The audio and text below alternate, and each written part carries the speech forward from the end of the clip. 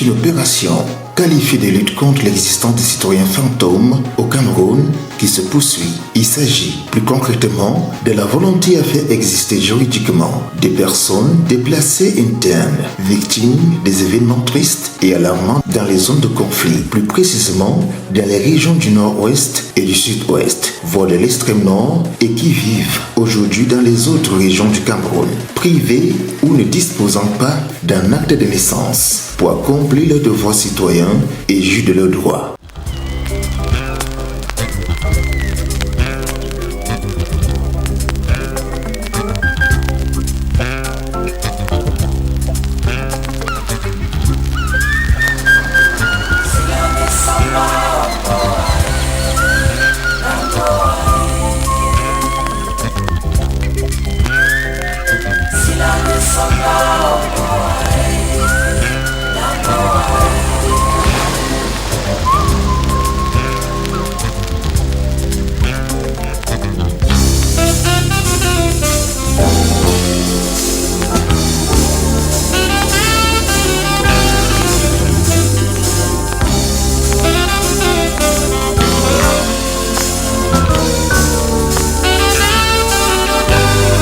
C'est cette problématique qui a été au cœur de la cérémonie de lancement officiel du projet de reconstitution et d'établissement des actes de naissance au profit des personnes déplacées internes tenu le 13 mai 2026 à la salle du cercle municipal de la mairie de ville de Yaoundé.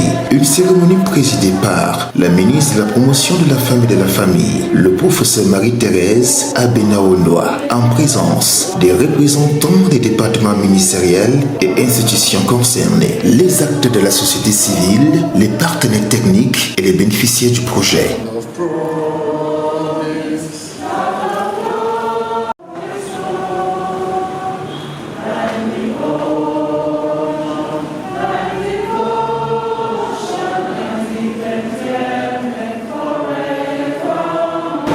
Je voudrais, pour cette occasion, adresser les remerciements du gouvernement de la République à l'Organisation internationale de la francophonie, dont l'appui va donner très bientôt du sourire aux citoyens fantômes, parce que c'est des gens qui n'existent pas. Sans acte de naissance, on est fantôme. Je salue avec force l'engagement de l'Association camerounaise des femmes juristes dans sa nouvelle dynamique, qui a choisi de mettre son énergie et son expertise au service des plus faibles. Nous avons suivi le témoignage du chef traditionnel. Il vient du nord-ouest, de Noni, et qui a déjà recensé 200 à 300 personnes déplacées internes de sa communauté sans acte de naissance. Imaginons un peu si chaque chef de communauté recense les membres de sa communauté sans acte de naissance que ça peut donner. Donc c'est un problème inquiétant, c'est un problème qui nous est tombé par-dessus la tête, parce qu'avant cette crise, on n'avait pas ce problème. Nous avions des parents irresponsables qui négligeaient l'établissement de l'acte de naissance, qu'on devait adresser. Mais avec la crise dans 3 régions particulièrement, nord-ouest, sud-ouest et extrêmement, nous nous retrouvons avec les déplacements internes, avec tout ce qui sera comporte. Donc merci infiniment à la CAFEJ pour cette initiative.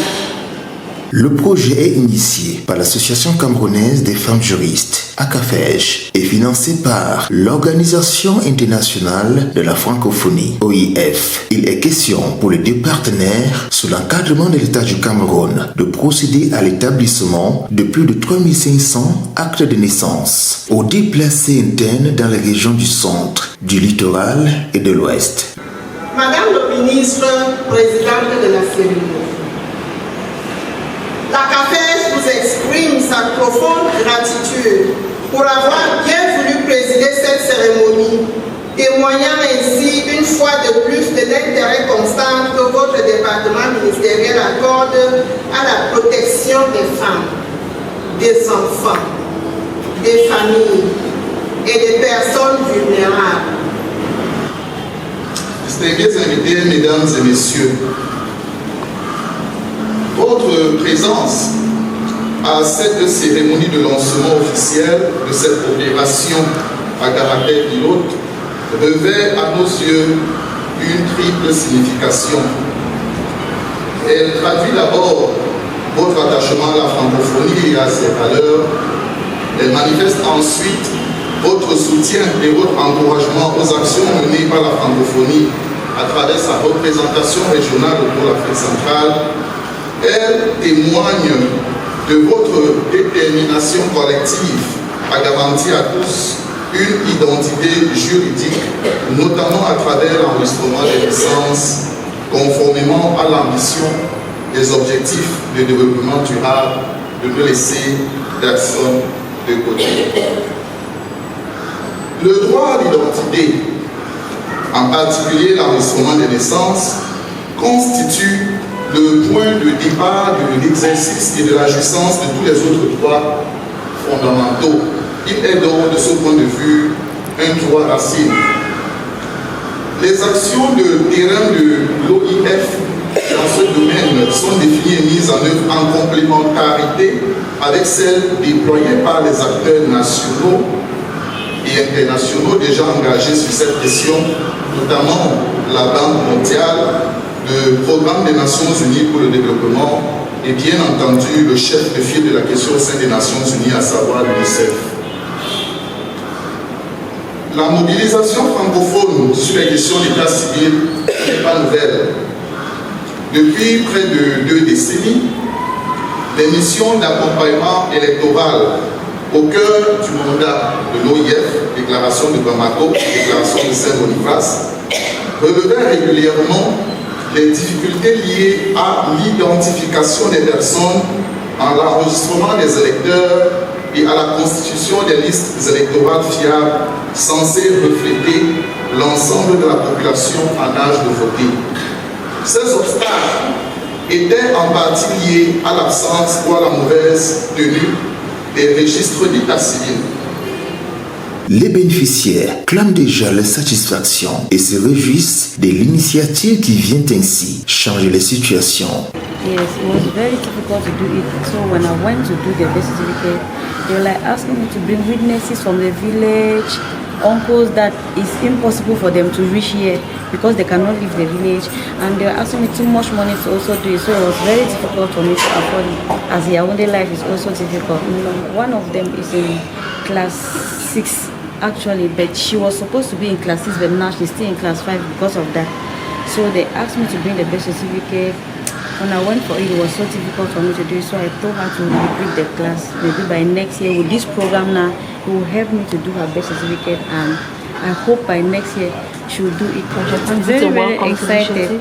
Very, very excited. That's why you see when they just make a phone call, we are already ready here because I'm very excited with the program. At least it will help me.